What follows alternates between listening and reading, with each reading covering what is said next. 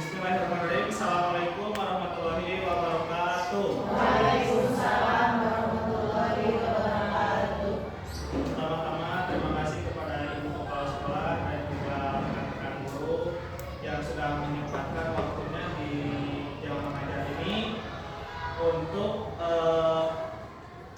berdiskusi atau memaparkan apa yang akan saya paparkan, yaitu tentang pembelajaran berbasis proyek. Nah, di sini pembuatnya yaitu Iza Ahmad Ghazali SPD dari kelas 006 PKG PJOK Kabupaten Bandung Barat. Nah, jadi sebelum masuk ke rancangan, di sini saya buat ini Ibu dan Bapak bersatu kap. Nah, apa bersatu kap itu? Jadi ini sesuai dengan slogan sekolah kita, bersatu. Nah, kemudian oleh saya dimodifikasi lagi. Nah, bersatu itu kepanjangan dari olahraga tradisional, sauyunan, tur tumanina. Nah, model pembelajarannya yaitu SEM atau Sport Education Model. Dan yang olahraga yang dipilih yaitu olahraga tradisional. Olahraganya berupa bakiak dan juga egrang. Nah, kenapa saya bikin olahraga tradisional ini? Karena yang pertama, permainan tradisional Indonesia telah menjadi bagian tak terpisahkan dari warisan budaya nenek moyang kita. Melalui melestarikan permainan tradisional, kita ikut melestarikan nilai-nilai luhur dan kearifan lokal yang terkandung di dalamnya. Jadi, dapat saya simpulkan bahwa permainan tradisional ini budaya leluhur dari nenek moyang kita. Nah, kenapa harus dilestarikan? Karena zaman sekarang kan anak-anak lebih suka atau lebih sering kan main gadget ya, Bu. Nah, jadi jangan sampai si permainan tradisional ini terlupakan dengan berkembangnya zaman. Nah, di permainan tradisional ini juga banyak manfaatnya, Bu. Yang pertama yaitu melatih kerjasama, terus geraknya ada, dan juga ada nilai-nilai budayanya. Untuk latar belakangnya, yang pertama, tujuan pembelajaran. Yang pertama, peserta didik dapat menentukan dan membuat permainan tradisional yang bertujuan untuk membantu pembelajaran aktivitas gerak. Nah, ini merupakan tujuan awalnya, tujuan pembelajarannya. Jadi, si anak-anak bisa memilih, Bu. Jadi ketika nanti turnamen ini diberlangsungkan, kita pilih dulu, karena nanti yang akan melaksanakannya itu dari anak-anak kelas 5 dan kelas 6 di fase C. Kenapa di fase C? Karena anak-anak 5 dan kelas 6 itu sudah mulai bisa mandiri. Misalkan mulai dari atletnya, jurinya, sporternya, nah itu semua masuknya ke anak-anak. Jadi guru-guru serta orang tua murid mendukung dan mengarahkan mereka. Yang kedua, produk utamanya yaitu video praktik permainan. Nah, video praktik permainan ini akan di-upload di media sosial sekolah. Seperti kan kita sudah punya kanal YouTube sendiri, yaitu STN Ginjerigil, dan juga Instagram STN Ginjerigil. Ketiga, ada produk hasil karya video dan foto dokumentasi yang akan diunggah ya barusan ya, Bu, pada YouTube dan juga Instagram sekolah. Yang keempat, di sini ada pertanyaan kunci, yaitu apa saja yang kalian ketahui tentang permainan tradisional. Nah, ini bisa memicu anak-anak rasa ingin tahunya itu lebih besar. Jadi sebelum pelaksanaan akan ditanya dulu nih, apa saja yang kalian ketahui tentang permainan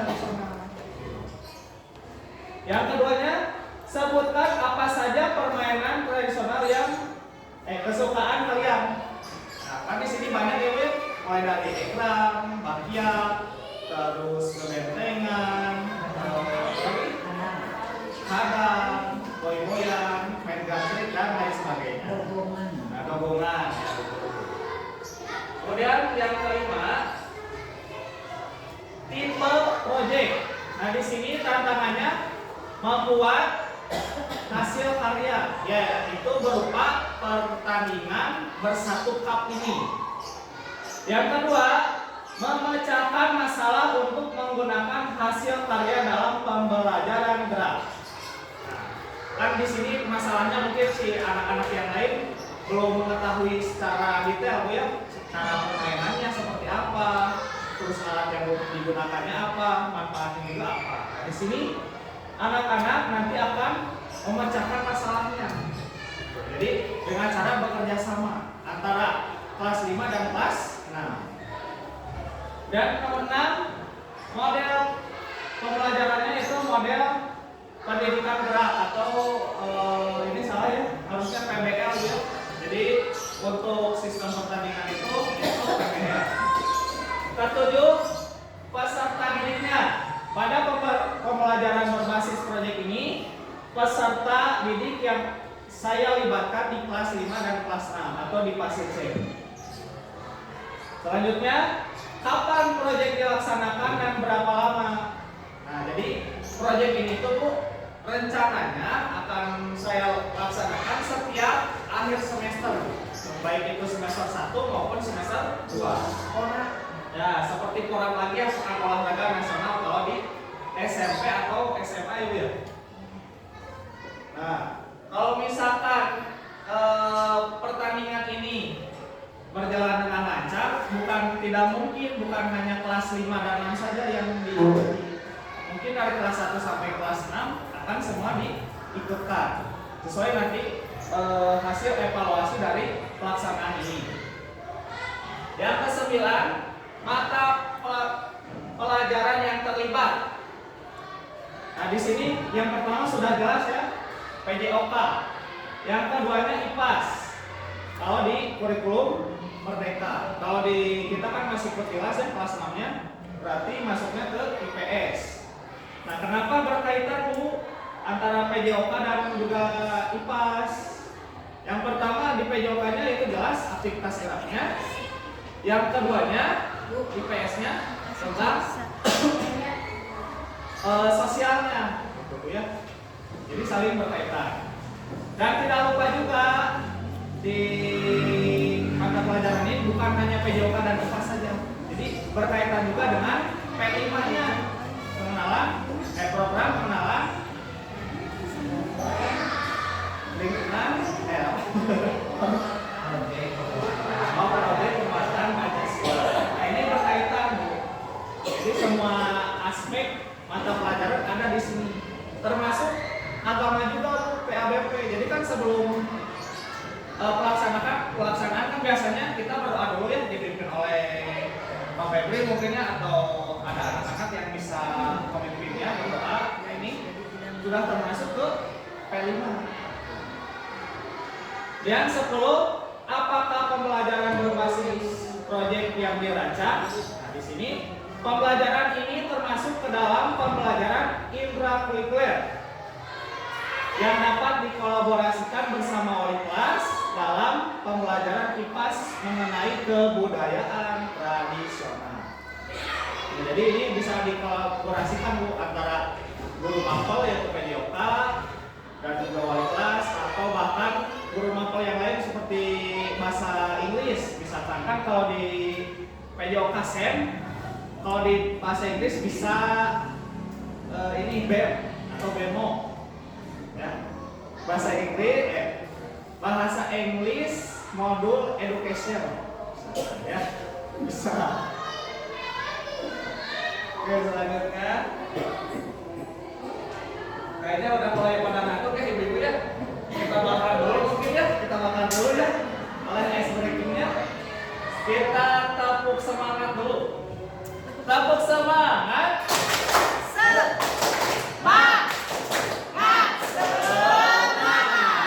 Ada satu lagi. Tepuk DDI Nun.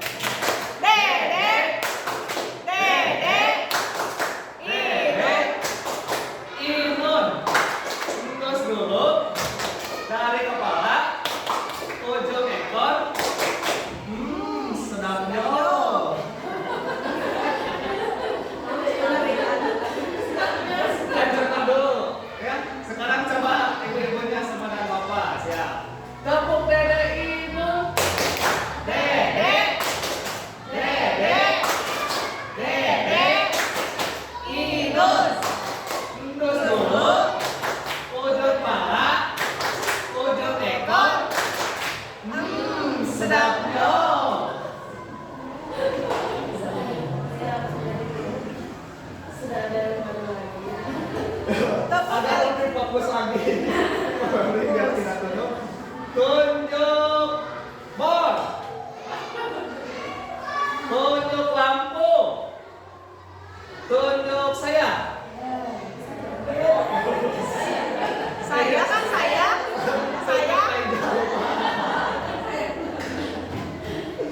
Oke, boleh dilanjut ya Bu ya. Yang selanjutnya mata pelajaran yang menjadi lokomotif. Oke. Berapa ini ya?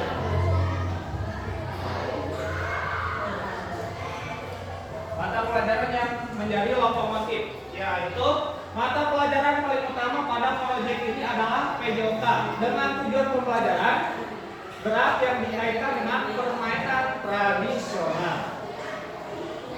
Kedua, mata pelajaran lainnya yang terlibat yaitu IPAS sesuai dengan pembahasannya kebudayaan yang ada di Nusantara. Tiga, peran yang terlibat yaitu semua peserta didik kelas 5 dan kelas 6 serta guru PJOK, guru mapel, wali kelas, kepala sekolah dan juga orang tua murid melalui paguyuban. Lokasinya, nah untuk pelaksanaan pembelajaran ini digunakan yaitu di sekolah kita ya Bu ya, di lapangan, walaupun luasnya seperti lapangan Gunung Bohong, tapi kita maksimalkan pelaksanaannya di lapangan kita. Terus produk yang dihasilkan yaitu berupa permainan tradisional itu bakyak dan juga egrang serta video permainan tradisional tersebut. Jadi hasil produknya akan seperti itu. Dan yang paling utama di sana ada nilai-nilai seperti kerjasama, sportivitas, saling menghargai dan lain-lainnya. Jadi itu yang paling penting. Bukan hanya menjadi pemenang atau menjadi juara, tapi tetap sportivitas. Itu yang dituju. Cuma kalau misalkan menang tapi licik gitu ya Bu ya. Kemudian teknologi yang digunakan berupa handphone, laptop, LCD proyektor dan juga internet dan juga WiFi. Untuk alurnya pembelajaran berbasis proyek ini yang pertama kultural proyek. Guru memperkenalkan kepada peserta didik jenis-jenis permainan tradisional. Jadi sebelum pelaksanaan itu dijelaskan dulu si permainan tradisional itu apa saja dan bagaimana cara bermainnya. Kedua, pengumpulan informasi. Nah ini pengumpulan itu bisa, sekarang kan zamannya sudah canggih ya Bu ya, bisa melalui internet atau googling lah ya. Ketiga, pengembangan dari umpan balik. Jadi pengembangan dapat dilakukan dengan memodifikasi peraturan permainannya serta dapat dipertandingkan antar kelas dengan mengkombinasikan model pembelajaran SEM.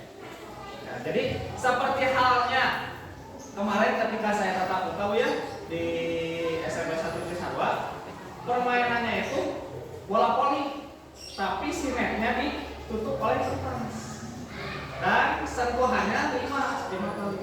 Kalau biasa kan 3 ya Bu ya, sekarang jadi 5. Itu dimodifikasi. Selanjutnya presentasi. Pada bagian ini peserta didik secara berkelompok mempresentasikan hasil kerja mereka dengan cara menggunakan hasil karya mereka dalam praktek permainan tradisional. Nah, jadi presentasi itu Bu, untuk si anak-anak kamu percaya dirinya. Yang tadinya mungkin hanya diam saja, hanya mengikuti pembelajaran, tapi ketika presentasi kan seperti saya sekarang, jadi si anak-anak itu tidak demam panggung atau lebih pede lagi.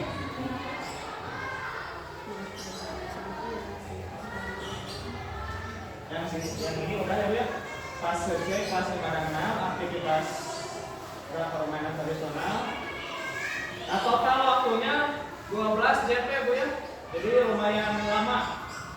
Dimensi profil pelajar Pancasilanya itu bekerja sama, berbudaya dan berkebinekaan.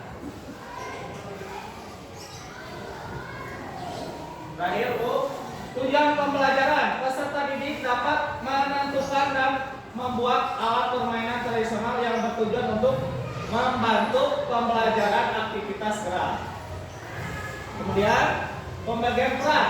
Yang pertama, guru memfasilitasi dan memberikan arahan kepada peserta didik dalam berinovasi. Nah, jadi guru itu memfasilitasi, mendorong supaya peserta didiknya mempersiapkan pertandingan ini atau program ini. Yang kedua, peserta didik berperan dalam melakukan kegiatan proyek untuk menciptakan hasil karyanya. Ya, misalkan kok di proyek ini kan ada pialanya, ya, bisa digunakan menggunakan alat-alat bekas. Jadi jangan beli langsung jadi, bisa bikin dari botol air tua misalkan ya, atau sebagai lainnya. Yang ketiga, aset atau kekuatan sekolah yang digunakan. Yang pertama tentu aset manusia karena melingkupi semua warga sekolah. Yang kedua, aset lingkungan. Nah, ini sangat berperan penting ketika di lapangan. Jadi yang digunakan kan lapangan dan juga alat-alatnya kan kita buat alat-alat makiat dan juga airannya di sekitar sekolah kita kan ya, karena ada ombak Cibubur di sana atau bekas bangunan bisa kita modifikasi. Kemudian aset sosialnya yaitu interaksi antara peserta didik, guru, terus orang tua, jadi semuanya bersosialisasi, bekerja sama. Dan aset finansial, nah ini bisa nanti dimasukkan ke dalam dana bos atau mungkin patungan dari semua pihak. Ya. Keempat, ada aset fisik, yaitu berupa aktivitas gerak anak-anak tersebut atau peserta didik. Terakhir, aset agama. Jadi sebelum melaksanakan biasa kan kita berdoa dulu, ya. Sebelum transaksinya. Nah, ini Ibu berbagai macam permainan tradisional seperti ini, mobilan, taruh-taruhan. Ini ada perahu atau pakai ini Bu, dulu mah ban bekas sepeda, nah didorong. Ada main gangsing dan juga terakhir sudah tidak asing lagi di 17-an balap karung. Dan masih banyak lagi. Terakhir ada sebuah kutipan dari Coach Sintayong, dan itu artinya terima kasih. Kutipannya, jangan pernah berhenti belajar karena hidup itu tak pernah berhenti memberikan pelajaran. Sekian presentasi dari saya. Mungkin ada pertanyaan dulu dari Ibu Bapak, dari Ibu Kepala mungkin.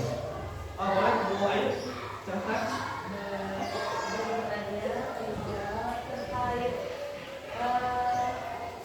Tradisional tadi kan namanya egrang dan rakyat. Nah, sedangkan kan permainan tradisional tadi kan banyak kan kayak main gangsing, terus sulap, terus dan lainnya gitu ya. Nah, apa yang membuat Pak Ija mengambil permainan tradisional rakyat dan egrang ini? Mungkin menjelaskan, boleh ya? Oh, boleh.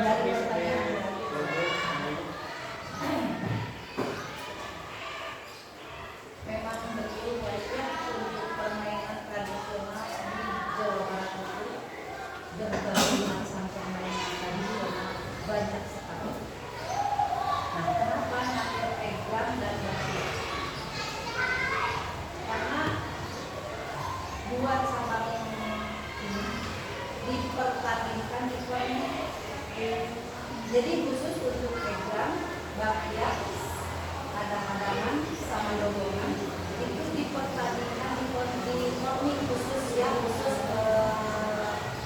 otak olahraga tradisional. Nah, jadi yang sampai jadi presentasikan dan diberikan kepada mereka anak-anak yang dipertandingkan nanti di morning.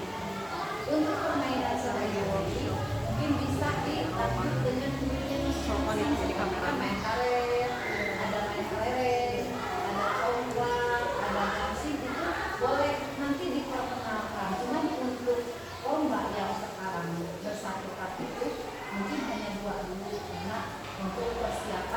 ke outline ikon. Kami itu kompetisi olahraga tradisional. Jadi ya, nah, mungkin itu sedikit dari jawaban dari tulis ya. Kalau dari saya mungkin karena kita melihat lapangannya Bu ya. Jadi lapangannya kan kalau misalkan pakai permainan hadangan atau bebendengan kan kurang memungkinkan untuk geraknya. Jadi saya modifikasi lah dengan permainan bakyak sama egrang. Dan itu pun nanti akan dimodifikasi lagi, bukan hanya balapan dari start ke finish saja. Nanti ada rintangan-rintangannya. Jadi supaya lebih meriah lagi. Mungkin ada lagi yang mau bertanya? Akan dilaksanakan di bulan Desember kali ya. Untuk pelaksanaan kemungkinan di bulan Desember setelah UPS atau Sumatif mungkin. Untuk uji coba dulu ya Bu ya. Kalau misalkan berhasil terus ada evaluasi mungkin kedepannya bisa sering gitu Bu. Misalkan 12 kali atau mungkin sebulan sekali bisa digunakan di hari Sabtu mungkin ya supaya lebih leluasa. Ada lagi Bu?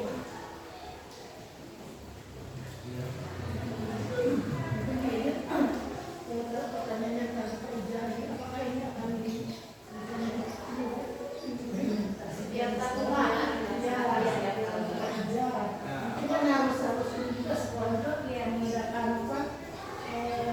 Menyediakan alat-alatnya, apalagi dapat ini tadi ini sebagai uji olahraga itu sih. Ya, apakah dilaksanakan berkelanjutan? Tentunya diuji ya. Ya.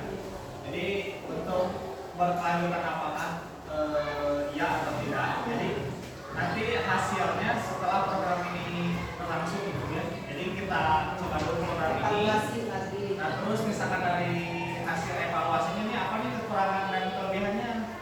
Kurangnya misalkan dalam segi peralatannya, nah bisa nanti ditambahkan lagi gitu. Atau mungkin dari finansialnya Bu, misalkan ya.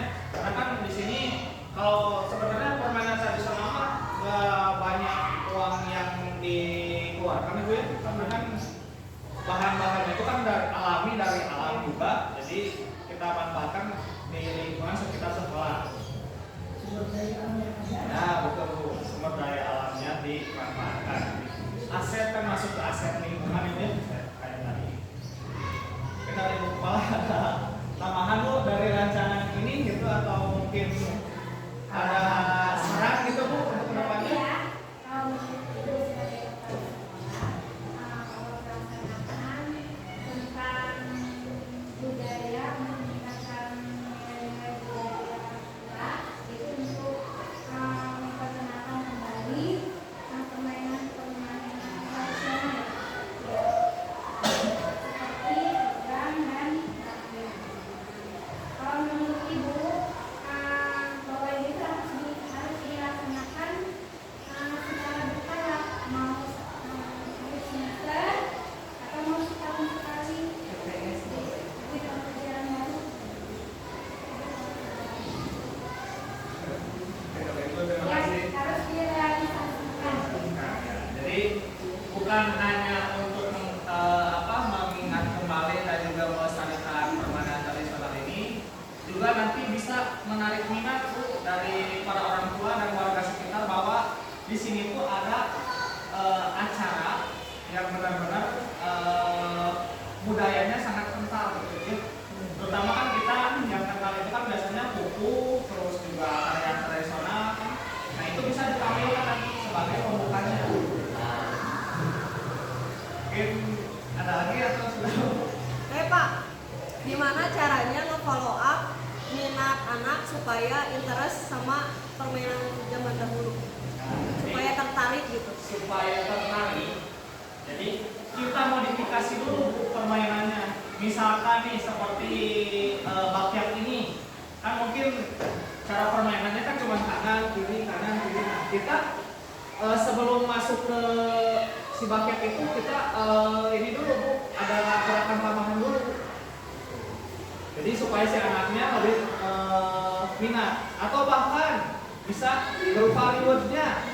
biasa kan pakai piala biasa gitu ya, kadarnya bisa jadi ditambah dengan makanan mungkin ya, makanan juga makanan yang tradisional juga Bu, supaya memperkenalkan juga.